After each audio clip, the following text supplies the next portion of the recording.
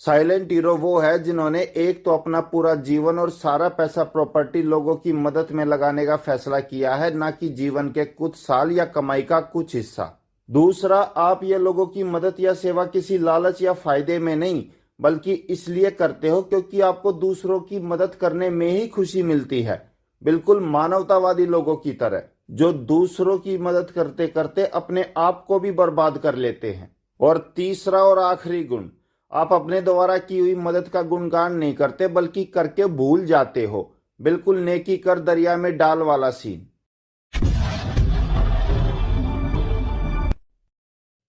नमस्कार साथियों। जैसा कि आज हमारे सामने हमारी तीसरी साइलेंट हीरो मीनू जी हैं। पहले भी बताया इनके बारे में कि इन्होंने लोगों की मदद के लिए ना सिर्फ अपना पैसा, समय, बल्कि पूरा जीवन ही कुर्बान करने का फैसला किया, जिसके अंतर्गत इन्होंने फैसला किया कि ये कभी शादी, बीवी बच्चे भी नहीं करेंगी। मतलब अपना पारिवारिक जीवन ही नहीं बनाएंगी, ताकि लोगों की मदद करने में कोई रुकावट ना आए।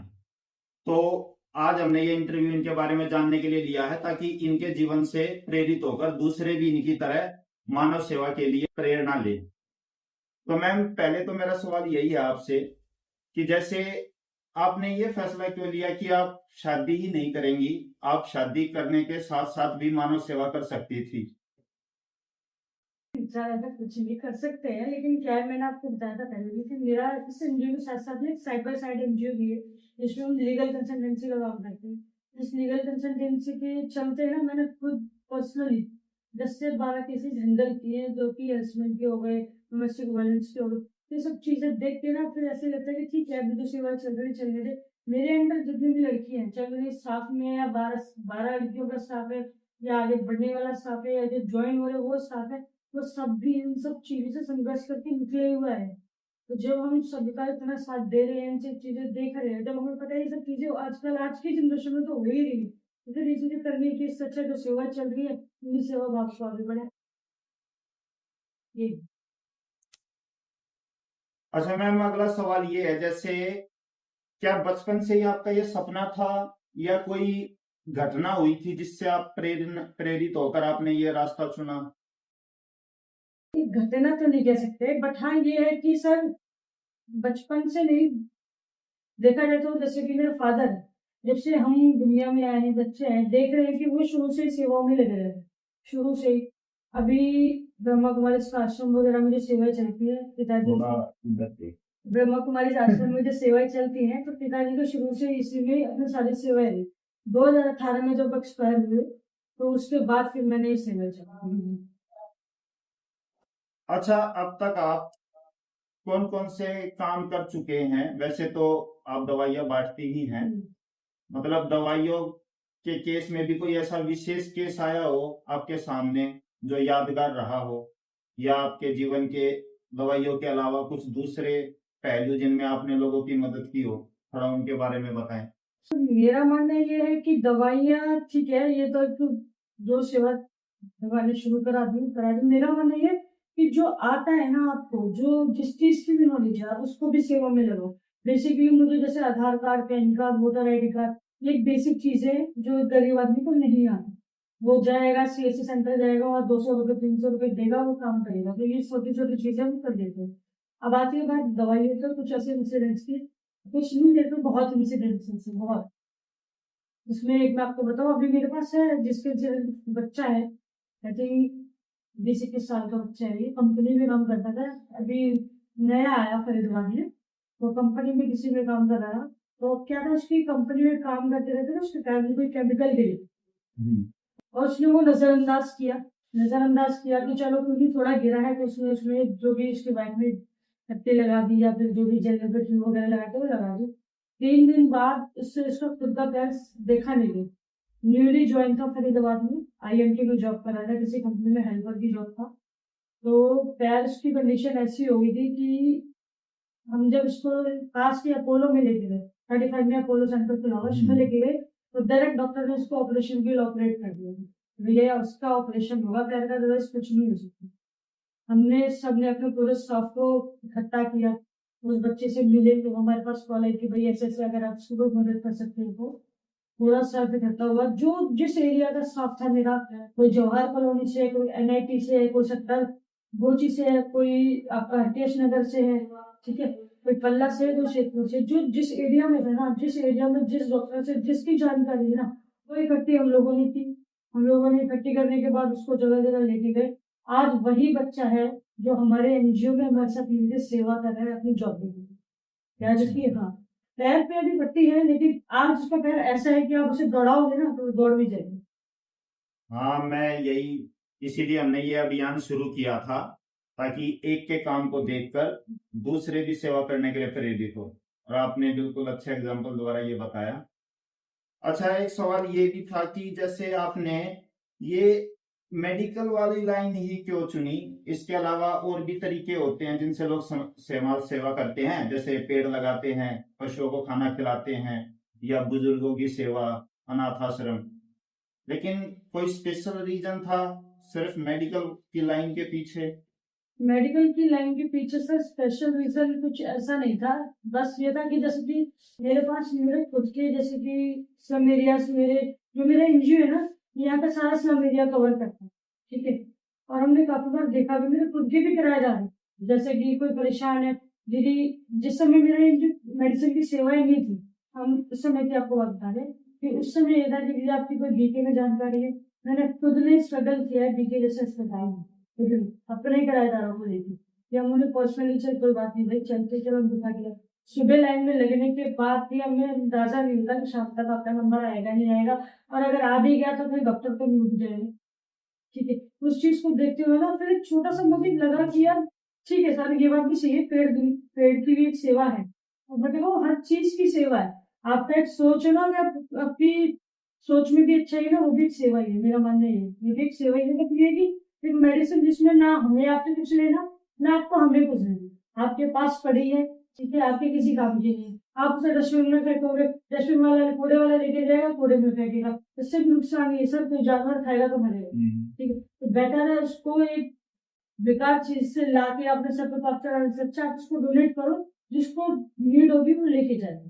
और ऐसा नहीं है सब लेके जाते हैं, मेरे पास इसका रिस्पॉन्स इतना अच्छा आया था बीच में कि मेरे को कोरियर के थ्रू लंदन सबसे दवाई आई, यानी मुझे लंदन तक से मेरी कोरियर से यहाँ दवाइयाँ आई। तब मुझे लगा कि हाँ भाई ठीक है, दिखता है कि यहाँ सेवाएं चल रही है और ठीक चल रही है, किसी हद तक ठीक चल रही है, लोग एटलीस्ट कर रहे हैं, सोचते हैं कि कुछ लोग ऐसे होते हैं एनजीओ खोल के बैठे हैं, हमारे खाने का धंधा खोल रखा है, तो इसीलिए ना अपना बेसिक मोटिव ये बनाया हुआ, भाई ना हमें लेना तुमसे कुछ, ना तुमसे देना, तुम आप हमें मेडिसिन आपको जरूरत है आप लिखवा जाओ, हम सोशल मीडिया पे डालेंगे, किसी को जरूरत किसी के पास होगी वो देगा, नहीं होगी तो हम फिर लोगों से रिक्वेस्ट करेंगे, घर घर जाएंगे, भैया एडवर्टाइजमेंट करेंगे, पर कोशिश करेंगे कि आपको दिलाएं। इसमें हमारा लेन देन का कोई सिस्टम है ही, सबसे बेस्ट है मुझे ये लेना, ना आपसे कुछ लेना ना हमें कुछ देना, आप मेडिसिन लीजिए, आप हमें मेडिसिन दीजिए, हम उस मेडिसिन की जरूरतमंद तक पहुंचाएंगे। ये अच्छा, मेडिकल लाइन के अलावा आपने दूसरे तरीकों से लोगों की मदद की हो? मेडिकल लाइन के अलावा मैंने बताया ना, लीगल कंसल्टेंसी का भी अपना काम है।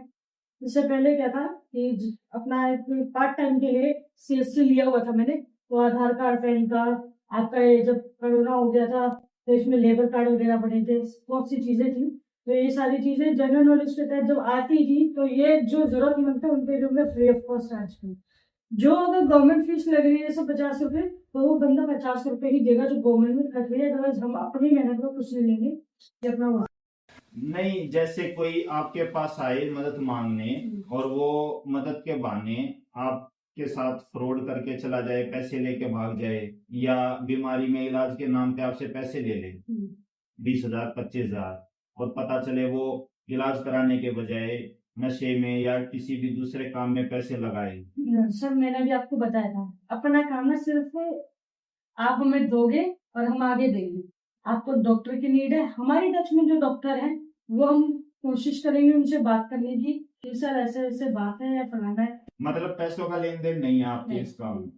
लेकिन ये है कि आप जैसे बता रहे हैं ना कि कोई इमरजेंसी है, कोई परेशान है, भैया उसको डॉक्टर को दिखाना है, उसकी परेशानी मेडिकली में ये है कि डॉक्टर को दिखाना है, वो हमारी हेडेक है, हम दिखाएंगे, आपको चार्ज नहीं करेंगे, नहीं देना, आपको दवाई चाहिए, आपके पैसे नहीं है, और हम कोशिश करेंगे वो दवाई लाने की। कहीं से भी लाई लेके आएंगे, रिक्वेस्ट करेंगे लोगों से। कहते हैं ना भीख मांगना, हम तो बोलते हैं यस वी आर बेगर्स। हमने टैगलाइन भी बनाई है कि yes we are too proud to be a beggar. Beggar दुनिया बोले हम रेडी हैं, हम आपके लिए वो भी करेंगे, लेकिन ये लेन देन का सिस्टम हमने रखा ही नहीं है सर।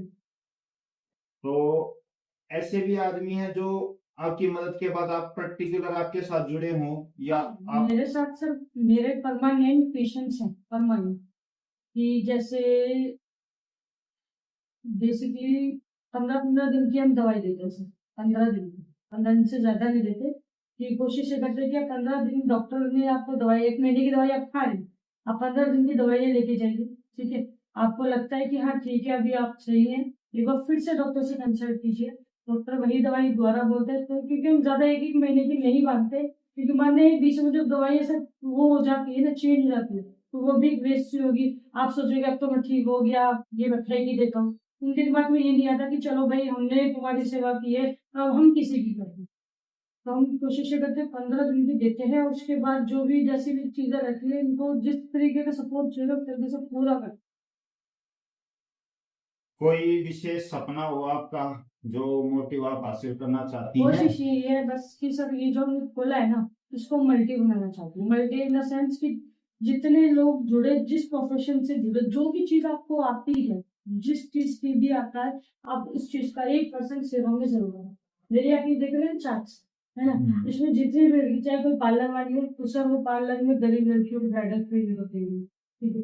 मेरे को थोड़ा बहुत ये आधार कार्ड CSC सेंटर का काम आता है, तो बेसिकली किसी को जरूरत होती है वो यहाँ आके करवाता, कम कर दो। कोई है, कोई ब्राइडल मेकअप होता है, कोई फील्ड वर्क है, मतलब जो जिस फील्ड से है ना वो उस फील्ड की सेवाएं दे, ज्यादा बेहतर, जो भी सीखो। आखिर में कोई संदेश जो आप हमारे दर्शकों को देना हाँ, चाहें? मेरा बस यही कहना है कि भाई जिसको जो भी चीज आती है, जिस प्रोफेशन से आपको, उसका 1% सेवा में जरूर दो। मैं तो 10% दस, आप 10% कह रहे हैं ना, 10% में भी लोग इसमें ये सोचने लग जाते हैं भाई 10% दूंगा तो मैं कमाऊंगा क्या, मैं खाऊंगा क्या। हम तो कहते हैं तुम 10% नहीं, 1% दो, उसे लेकिन देने के बाद भूल जाओ कि मैंने दिया है। तो क्वेश्चन ये मत बोलना उसको पलट के भाई मैंने ये किया, तो वो भी फिर भूल होता है, फायदा नहीं। ये चीज भी मैंने बहुत बार देखी है, बहुत बार। तो बेहतर ये है कि भाई तुम 10% मत दो, तुम 1% दो, वो 1% भी ऐसे देना कि दे के भूल जाना। उसको मुड़ के मत देखना और ये मत बोलना कि जिंदगी में टकराव होते तो जाना मत कि मैंने तुम्हारी सेवा की थी। भाई करो, यही है ना अपना नेक का जरिया मिला है। Thank you. ठीक, थैंक यू।